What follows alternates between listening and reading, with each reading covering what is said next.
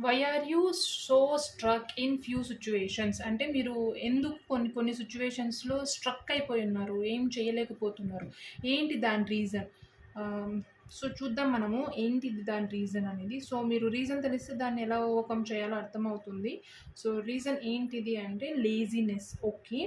So, మీరు ఏదైతే విషయంలో స్ట్రక్ ఫీల్ అవుతున్నారో, ఏం స్టెప్ తీసుకోవాలో అర్థం కావట్లేదో, అక్కడ ఫస్ట్ మీరు చేయాల్సిన థింగ్ ఏంటంటే దిస్ ఈజ్ నాట్ ఎనఫ్ అని మీరు అనుకోవాలి. మీరు ఏమనుకుంటున్నారంటే దిస్ ఈజ్ ఎనఫ్ అనుకుంటున్నారు. But this is not enough అని అనుకుంటేనే మీరు ఆ స్ట్రక్ ఎనర్జీ నుంచి స్టార్ట్ అవుతారు స్టెప్ వేయడం. సో, మీరున్న లేజీనెస్‌ని బయటకు తీసి మీరు చేయాల్సింది చాలా ఉంది అని గట్టిగా నమ్మండి.